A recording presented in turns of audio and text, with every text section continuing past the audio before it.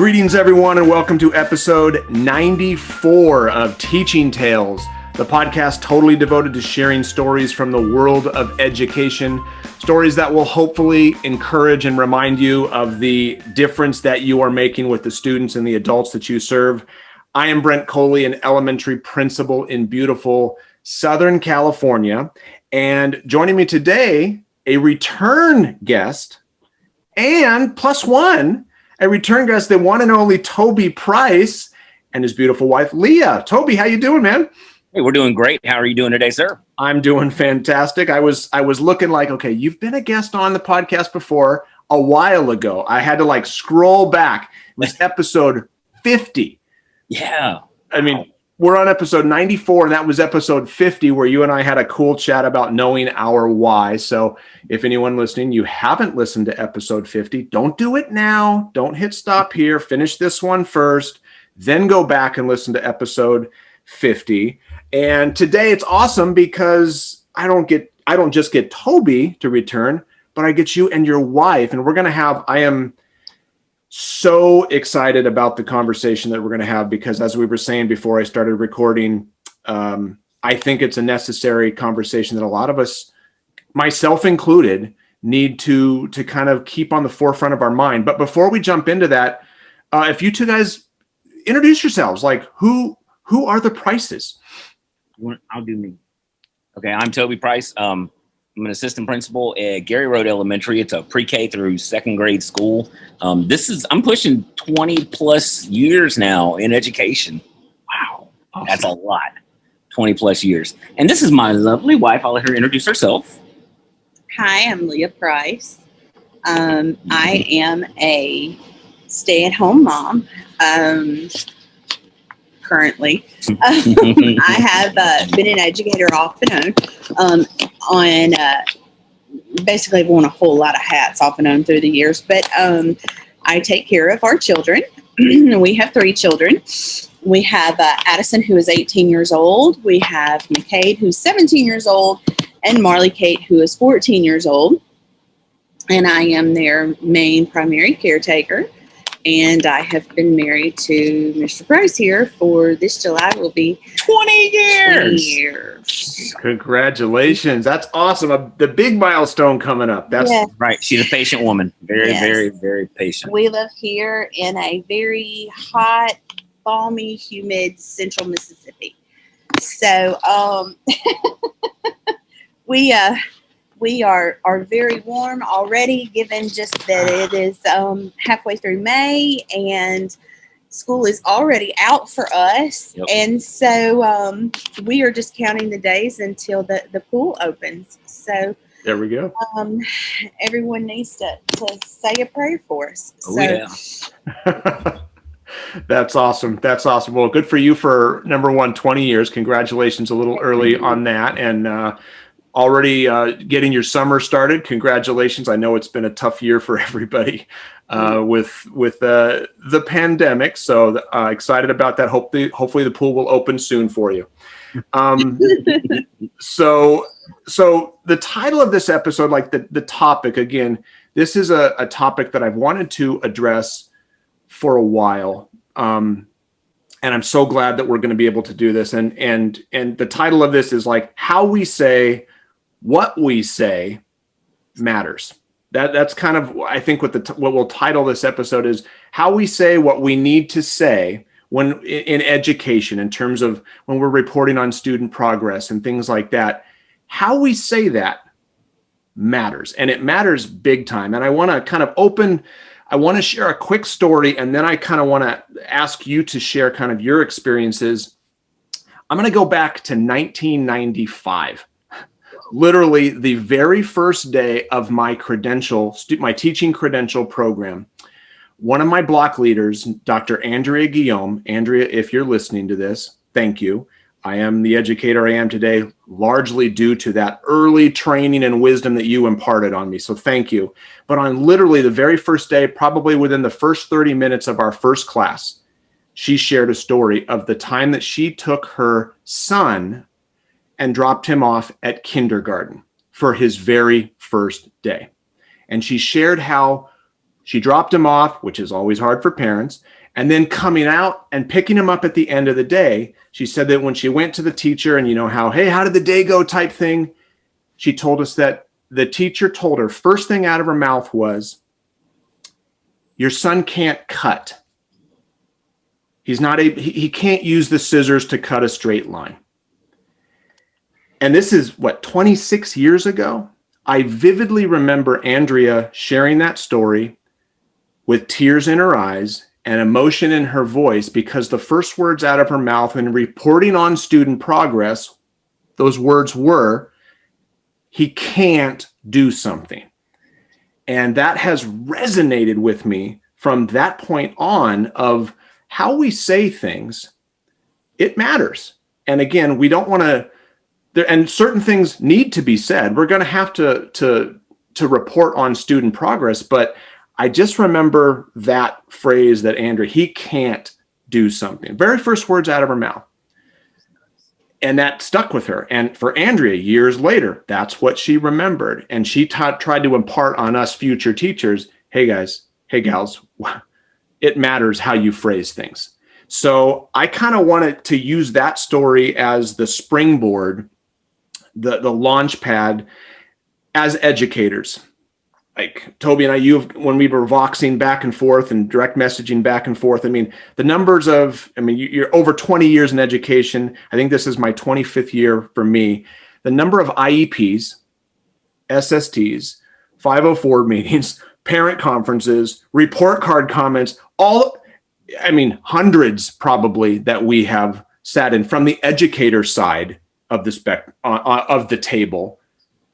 But there's also the parent side of that table, the ones who are reading the report card comments, who are on the other side hearing about progress of goals on an IEP or an SST or a 504, something like that. So I would love to get you two to share some of your experiences. And let's start with the positive.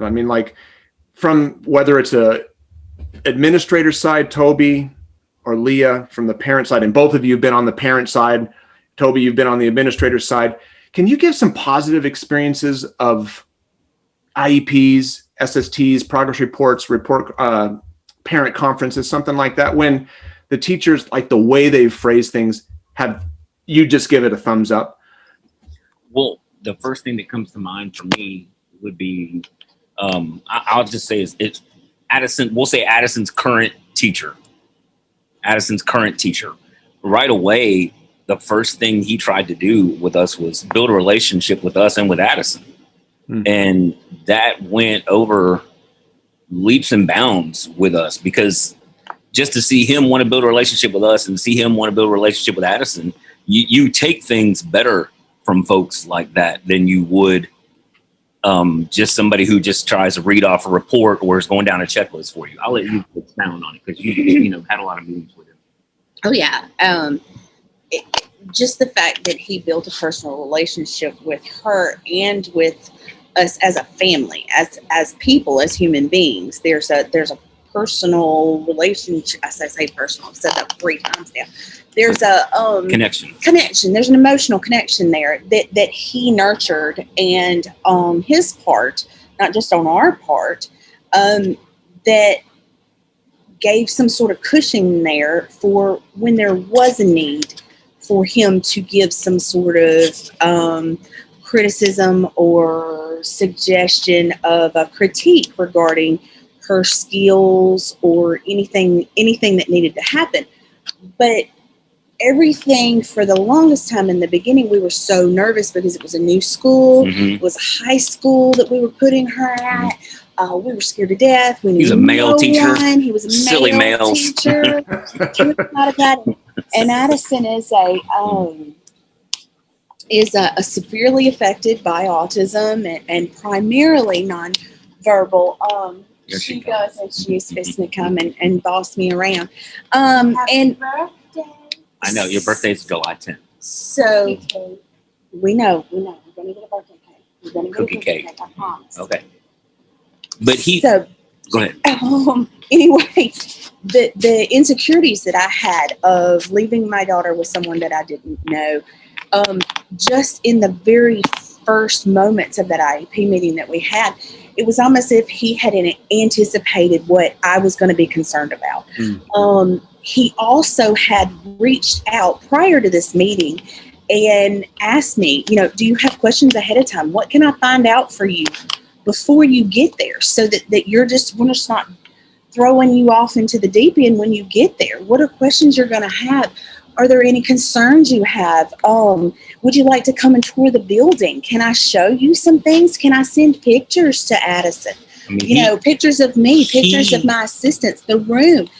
He had it. Like, he had figured out how not only to talk to her, to prepare her, but to prepare us. Yep. Yes.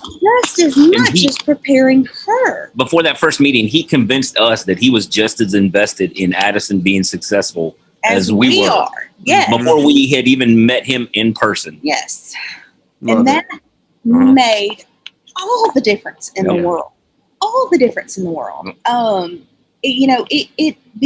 man could have pretty much told me anything at that point, and I would have, I let my guard down. I was able to take down these walls, and we always made this joke before all those IEP meetings when the kids were younger. There was always this one certain Limp Bizkit song that Which we one? would listen to. Oh, was it Breaks? We'll call it Break Stuff. We Just one of them days. yeah, I remember that one. That's what we would do to go into them, just like, pump yourself up. We can do this. We can do this. We got this. Because we'd have to fight. Gosh, we'd have to fight. We'd have to fight. So we'd have to get all psyched up. But it doesn't have with, to be that way. No. It doesn't have to. When people don't approach you in this predatory state, like when they approach you in an equal sort of way, when they make you feel like your child is a priority to them. Yes. Like it's like your child is a priority to you. That's so and I try to tell my teachers and anybody who will listen that, the heart of what we do is a service industry. We provide a service. And part of that service is convincing parents that we are going to take care of and look out for their kids while they're with us during the day. And no matter what, whether it's the special needs parents or the ELL parents. I got to meet my new friend's daddy the other day. Mi amiga, she's wonderful. But we have to convince them, that our main and number one goal is to make them know that we're going to take care of their kids. And he does that wonderfully. So does McCade's teacher. Wow, she's even more of the same, if not more so. Same thing with her. We've been really blessed. She was a new we were very nervous. She was a new hire. We didn't have a horrible year last year, but we didn't have the best year that we could. It was always. I keep telling myself it was all. We've always had worse. We've always had worse. Oh yeah. But we had some hopes going into this. Yes. So when she approached us. You know what? Can we go back one step further? With her, before she approached us, the principal told us how much we were going to like his new teacher this year. Like he came to us on his own and was like, you guys are just going to love her. Let me tell you a little bit about her. That goes a long way. Oh yeah. He actually got invested in her too. Mm-hmm. That very rarely happens. And that's crazy, because if you think about the students that are going to be your liability students, the students that are going to be your lawsuit students, 9 times out of 10, they're going to be your special education students. So why on earth are they not the ones that the administration are very, very highly invested in? The employees that are working directly with them, why are you not highly invested in them? Why are you not involved so directly in their everyday everything with them? Because those are, high risk and they're most vulnerable. For any kind of liability. Mm-hmm. Those are your most vulnerable students. Yep. And I mean, it's a business. It is education. It is, essentially a nonprofit, but it is still a business. Mm-hmm. There are still lawsuits that happen. There are budgets that are involved. There's a whole 9 yards. I mean, we've seen what lawsuits can do to school districts, all of that. But it's got to be run as a smart business. That's just smart business. Yeah. Well, and the teachers, I tell teachers too, and principals can do this too. You call when there's nothing wrong, so it's a lot easier to make that call when there is something wrong. Yes. And the kids teachers this year, they do a wonderful job at that. They do a wonderful job. They'll call just because. If as far as the administrators are concerned, with the parents, if the parents are comfortable with the administrators also too, you're not going to be busting down the door feeling like you got to fight, because we've been there before. And we've had that issue, and felt like we were going to have to, put your dukes up when you walk in the door, because I'm going to. In a previous year with the same principal, we had some concerns about something. We'll just say something just to keep it what it is. And we in the past before, like I said, when it first happened, I was just like, all right, okay, this is how it's going to be. But when I went to the principal and explained to him, by the time I was done talking to him, I was fine with the fact that I knew he was going to take care of it and it was going to be okay. I didn't have to worry about it anymore because he convinced me of that. Yeah. Just by the way he spoke to us. And it's not like we're best buddies in our relationship. We have more than it's not a professional relationship because we know each other well. We went to similar grad programs and we knew each other for years just going to passing. But in passing, but it's the kind of relationship where he's got me convinced where, you know what, my kids with him, they're good. I ain't got to worry about it. I ain't got to worry about it. There's a level of safety that I feel that's with them, and that is a huge part of I'm trying to think of how to say this.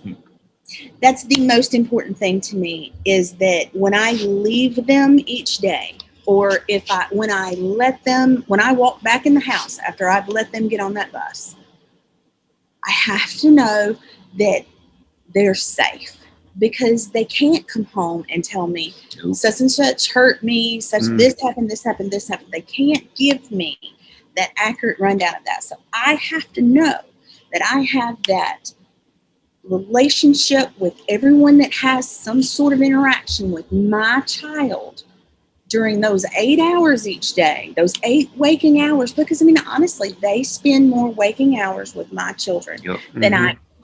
Yeah. I trust these people with these vulnerable children. Except on the weekends, these kids are up early. Oh my gosh. But still, but it's all about trusting them. It's all about a level of safety for me. And yes, they do. I'm sorry, and I hate to say it, but they do have to jump through more hoops than a lot of classical education traditional classrooms are set up a lot of the times. But it is what it is. And even in the traditional settings, they you still have to feel like your child is safe and that your child is being nurtured. And the way you approach things and the way you say things to parents will make all the difference in the world. Because even what was it that we always say? It was 2 positives and then a negative. Yeah, 2 positives and a negative. Yeah, you sandwich it. Yeah. Always give them 2 minutes before. Well, and you got to feel like even on the bad phone calls and the bad when you have to share things that aren't exactly positive, you still want that person, parent, or someone to walk away feeling like that. You know what? They drove a new car off the lot. They just got a really good deal from you, and they feel real comfortable and happy with it. Even because I'll call and say, hey, look, this is not what you're going to want to hear, but let me tell you what happened. And here's what I plan to do about it. Because you have that, you have that relationship, and you have negative. And I have a positive thing, and you have a plan. Don't call them and don't just call and say, hey, you know what? Let me tell you what he did today, and then stop talking. I hate that. That's the worst. That's the worst. Don't, because we've been in IEP meetings, especially when the kids were younger. Makeda is also significantly affected by autism, and they have come a really long way. They have been in full-time programs since they were both 2. And like I said, they're 17 and 18. They'll be both turn over 18 and 19 this summer. Too old. Yeah, we're old now. No, they are. I'm not old. But I think, some of the things I remember from the past IEPs that weren't the best that I try really hard not to replicate as an administrator now is that feeling of sitting on one side of the table and you're looking at 50 other people and you're by yourself. Yes. Yeah. That's the worst. Yeah. Because I find myself, when we used to do them in person way back in the day, that's so weird. I would put myself on the side of the table with them just because, they need to feel. You don't need, if you don't have to have all those people there, you don't need all those people because it gets so overwhelming for that parent. And as far as things, too many people is one thing, but as an administrator, I've sat in meetings where this hasn't happened with my own kids, let's say. And I make sure as the administrator in the room, I know who the IEP is for. I have something to add to the conversation, even if it's just an anecdote or a story where I call them by name, because there's nothing worse than like I've gone in somewhere, I go into an IEP meeting and the administrator they'll introduce them, they'll Zoom, and then they'll turn their camera off and that's it. Mm-hmm. And I'm just like, okay, I get why you're here. We've been in countless for our children. You're an educator, you're an administrator in the same school district that you were in. Yeah. And the administrator sat down with his computer and just sat there and I'm just like, he was doing scheduling. I'm like, come on, buddy. We know each other. Even was on the same planet. Wasn't even, and we were, we had to stop him. Excuse me, can you please sign the IEP? Yeah, and it doesn't take much for an administrator to make a parent feel comfortable. It doesn't take much. It doesn't take much. It's and I get it. You don't have to be in the ins and the outs of all of it, but an IEP doesn't have to be 3 hours long. If you've done what you were supposed to on the front end, that's been some of the beauty of these new teachers that we have really experienced. It's kind of like we had this. It was the first half of our kids' education, and then this back half that we have had. The first half being where you had to go in and put up your dukes and put your gloves on because you're going to battle, and and these were 3 hour long IEPs where we had to fight, and we had to fight for what we wanted, and it never should have come down to that. And then the second half was, okay, well, Ms. Price, I'm going to call you on this day, and this day, and here are the goals that we've added, and I want your input on these goals. Yes, or do you have any goals that you want to add? What do you think about these goals? What things do you believe he should learn? What beliefs, they actually asked for my input. That's crazy. That wasn't happening before. It doesn't always happen. It doesn't always happen. There's still IEPs where you walk in and they lay out paperwork in front of you and are like, here's the goals. And the parents are like, oh, okay. And they've never seen them before in their life. It shouldn't be that way. You should be able to walk in and say, as we've discussed, or as per discussed by us on blah, blah, blah. And it should be multiple occasions. It should have been already talked through. All it's going to take is a good review and sign the paperwork. Well, and it's cliche, but it's relationships again. It goes back to relationships. Yeah. I mean, it's that. Well, that's what. Yeah. That is night and day. Yeah. Wow. It's just, that's, keeps you from having to, go home and cry yourself to sleep when you get, if you've never left, you're holding your breath till you get to the car, or at least out in the parking lot before you burst into tears when you leave your kid's IEP. That's a horrible feeling. Yeah. And it happened every single time for years and years and years. Yeah. It feels like it never really has. It doesn't have to be that way. It feels like you're just being like beat up again and again and again. You sit in a room and somebody just repeatedly tells you everything that's wrong with your kid, like over and over, and you just have to hear it again and again. It's like somebody just keeps punching you. And that's what we were talking about is, for the longest time, like when we would go into those meetings, they'd list off and she'll tell you, because it still happens in different settings with us. When they sit there and they go over all of Addison's deficits, and I just want to pound my head into the wall because I don't want to relive it all again. I know it. I get it. And it's not that I understand you got to tell me some of it, but you got to, I don't know. It's just, You can give me, you know what? How about like, what is it?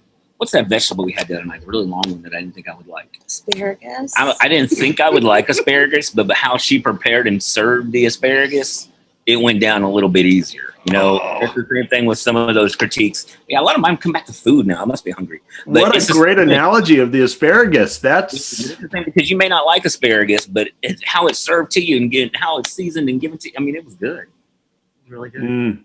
Well, and Brussels sprouts. It was really good. No one does, honey. Yeah, I'm going to draw the line at Brussels sprouts there. I'm just kidding. No one does. but I mean, I jotted down as you guys were talking. I mean, the number of times that if we were doing a Wordle, the number of times relationship was said. I mean, I jotted down a few things. It's about the relationships. You said, Leah, that they built a relationship so that I felt safe leaving my kids with them. Because like you said, like sometimes the students, they can't necessarily communicate clearly what's going on. So to be able to leave your kids safely, because I jotted down here, and I think this is really what it comes down to. And I think you'll agree with me. I know you'll agree with me. Your kids are your whole world. Mm-hmm. So when you're going into an IEP or a parent conference or an SS or anything like that, I think it's so important as the educators to remember that the person that you're talking about, that student is not a 9-digit student number. It's Toby and Leah's world. And right now, if we've done 13 other IEPs this week, parent doesn't need to know that. No. Because right now you're talking about Addison, or you're talking about McKay, or you're talking about my kid right now. And that's the most important thing. They're not this, like when I introduced myself and I said I'm a stay-at-home parent. I hate saying that because, and I've said this 1,000 times, my family, my kids are my career. Yeah. My kids are my job. Absolutely. Is raising my children and making and advocating for my children and making sure that my children get the medical care that they have needed all these years, the education that they have needed, even the paperwork, the Social Security benefits, all of it. It's insane. It's a job. It's a job. You're just not being paid. It is a full-time plus overtime job. You're just not getting paid. That's my career. That's my job. And so, it's so much more than saying, I'm a stay-at-home parent and I am their caregiver, and there's so much to it. And IEPs and their education is a huge part of it. So when I walk in there, when I go in there, I am prepared. I take like that very presentation. seriously. I really, it is like a big presentation to me. like, I have researched and everything. And sadly, it's like your Mecca or your it conference is. that you It go is. to. There's going to be just as many, but there are going to be parents like me, but there's going to be just as many that aren't. Yeah. And the sad thing is, a lot of the time that gets taken advantage of, and those children don't get the better end of that too. And there should be no difference. Those children should get the same benefit from the educator side of it. They should be, they should be treated the same. That's what, a lot of my decisions throughout my entire day, I base off of that. Like we have a young man that comes to our building right now that is not enrolled in our building because he's 15, he's very severe, and they've been trying to do his alternate assessment with him. He's a homebound student. And the other day they couldn't get him to leave the building. He's pretty autistic. They couldn't get him to leave. And they're like, well, Mr. Price, you don't have to go down there. And I'm like, because he's not really ours. And there was another behavior specialist and this person. I was like, yeah, I do. Yeah. Because at the end of the day, because you know what? Because that could be my kid. Because it could be my kid. Exactly. Yeah. That could be mine. And you know what? I have just a duty to try. He may listen to me. He may not. I may get something thrown in my face, but I have to try because I would want somebody to try with mine. I just think that if we keep that in mind, and because we do have dozens and dozens of meetings, and when you're reporting on student progress on assessments and stuff like that, it can be easy to get hyper laser focused on the numbers, but we have to not get so close to it that we forget this is a child This is moms and dads, mom or dad, whole world right now. That, I mean, I just think, again, I keep coming back to relationships. And there's an emotional component to it that you know, you have the teachers have educators, the school has to take into, you know, you have to take that into consideration. Like sometimes you'll call me and be like, Leah, this mom is freaking, and I'll be like, honey, she's in denial. You're not, you're seeing it from the school side of it. I need you got to back up for a second and see it from the dad's side for just a second. She's in denial. Yeah. Back up a second and look at it differently. And then y'all can approach it from that perspective and try to give her some support to help her get through this. Because I guarantee you she's not getting any support or help any other way. No. Which is why she's stuck in this phase. Yeah. Because it is. There's an entire wealth of psychological phases that you go through when you have these children that need these types of services. Yeah. Well, I mean, I'm just the emotional component, like you said, and Toby, I liked how you said earlier to get a laundry list of the areas in which the student struggles, the child struggles, which again, like you said, there's a place for that. I mean, but you said, I already know. And I don't want to come out of a meeting being beaten over the head with all of the deficits, the struggles, the areas of growth. Is there the positives in there as well? Yeah. Exactly.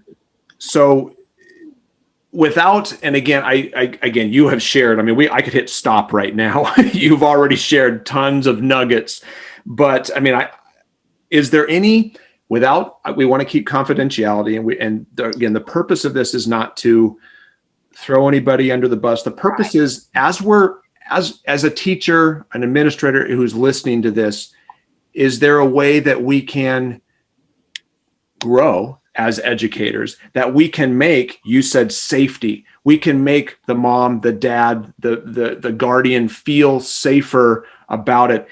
Is there any phrase, anything that you would say, hey, teachers, don't do this?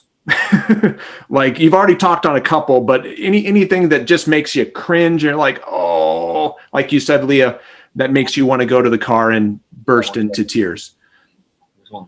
If it was my child, or if it was my kid, I would. I hate that. Because if you don't have a special child, or if you don't have a child that needs those services, you don't get to you don't know what you would do. Gotcha. Yeah. We had that. We had an administrator that was your Dolores Umbridge is what we call her. She I get the reference. I get the reference. I just said her name because that's how much I was associated to her. I'm like, because that's what. But yeah, she would say that. She would say that. Well, if it was my child, I can't stand that. I was never a fan of that, because if you don't know what they're going, and gosh, it goes to, what I want to tell educators is, what is it? Show that I watched, Ted Lasso. Great line from Ted Lasso that I could want to apply to so many things that happen with my school. Be curious, not judgmental. Be curious, not judgmental. Somebody comes to an IEP and they're acting like a weirdo for what, be curious. Try to figure out why. Yeah. Because I promise you, and there's some days when I don't return a call, a tweet, or a text because I'm fried and spent after, after some of the things we go through here, and those parents probably go through it too. So, be curious, not judgmental when maybe they don't show up right away, or they don't show up on time, or maybe if they have to reschedule, or if you think they're being a little spacey and didn't respond very much because, hi, Addie. She wants to see you. She wanted to see you. Hi, Addison.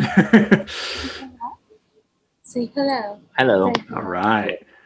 But, be curious, not judgmental, because there's always, we say there's a reason for every kid's behavior. There is for parents too. Oh, sure. There's a reason for every parent behavior. Absolutely. So, curious, not judgmental. the wisdom from Ted Lasso. Again, you're the one who recommended that show to me, Toby. Said, and it was awesome. Yeah, I some of the things that, like you said, if it was my child, the words that for me, that my recommendation is going back to Andrea, the story that I opened with, the words can't. There's a difference between phrasing. Again, what I'm not saying is sugarcoat or not say what needs to be said. Because, I mean, sometimes we have to report on progress, but I think there's a big difference between using the word can't, he can't do this, versus Final. Right now, he's having a difficult time with blank. There's a huge difference between he can't and right now he's having a hard time here. And my assistant principal, Cassie Caldwell, shout out to Cassie, she does a great job of, and then if you cover that, you follow it up immediately with, and here's what we're going to do to help. The game plan. Yes, it's not. So if he's having a hard time using punctuation, We have a relationship. You can tell me all day long about what the deficits are, but you've got to tell me what your plan is to work on it. Yeah. It's like me. I tell everybody I've always got 12% of a plan. What is it? Oh, well, I figured out most of it, but I got to. Oh yeah, we got a plan, and we're going to work on it right now. Exactly. He's having right now. He's having a hard time doing this, but here's what we've implemented. Here's what we're doing to help him or her get toward mastery in that skill area. And it kind of goes back to my second thing that I jotted down is using the word is versus like that currently performing. Because I know that if you sat in there when you're going over scores, and you know that, so you look at 85 to 115 for like, those are the standard deviation in terms of the average range. One of the things that I think we have to be real careful with is I have heard if someone scores at a 93, for example, to say, oh, he's solidly average.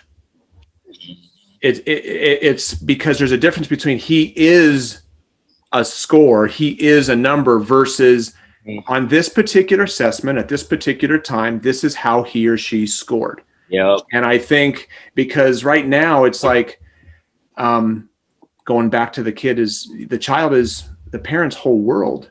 Yep. You may not necessarily want to hear that my kid is average. Yeah.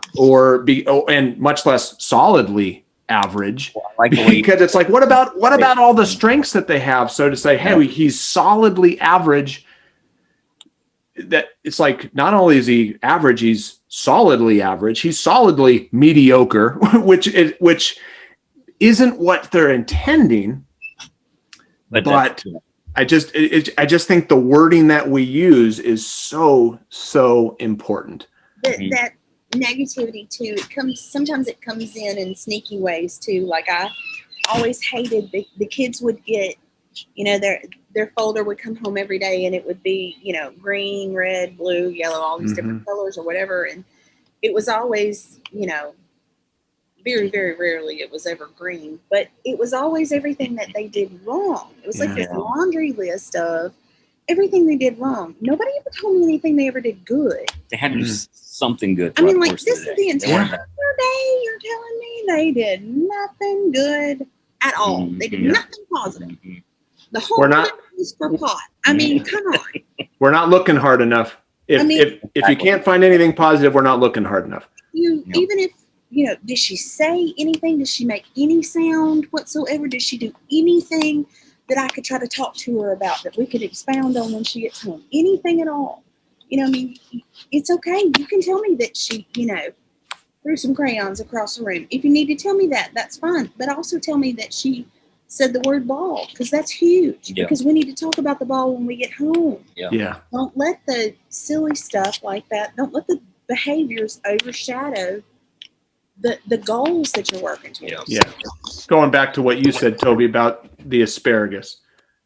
If you're having to communicate something that's not as positive, which sometimes we have to do that, but can you cover it with, can you prepare it, like you said, in a way that it's going to go down a lot easier. I mean, I was taking my walk this morning and I was thinking about our conversation, and it's the times when I have to call a parent about a poor choice that the student made. But even things like, hey, you know what? Yeah, he made a mistake, but you know what? He owned it. He was proud. He didn't lie. He didn't make excuses. He wasn't blaming somebody else. He owned it. I'm not crazy about the decision he made, but doggone it, I was so proud of him the way he owned it. Yeah. Now the parent can say, hey, yeah, he screwed up on this thing, but Got integrity. but there was integrity that went along with it, and that's a big deal. That's a huge. Mhm. That's a huge I thing. did the same thing the other day. I had one of my friends who hadn't been written up since October, and he did something he shouldn't have done on the bus, and wrote him up. And there's like 2 days left. And I was like, man, I don't want to take him off the bus. He's getting his most improved behavior award and his grade the next day. And I said, you know what? I said, long story. Him and I talked. We can talk about whether or not you did or didn't do this. I said, but one thing you did do, you're ugly to your bus driver. I said, and we need to fix that because I really like her a lot. So what can we do to fix that? He said, I think I need to go and tell her I'm sorry that it happened the way it happened this morning. And I shouldn't have said what I said to her. And I went out later on that day and found out that it's exactly what he did. He went up to her on his own and told her, you know, that he told her that I'm sorry that I fussed at you and I shouldn't have been doing what I did that morning. And I'm sorry. And I'm just like, that's wonderful. The second grade, I'm so proud of him. Yeah. You went and made it right.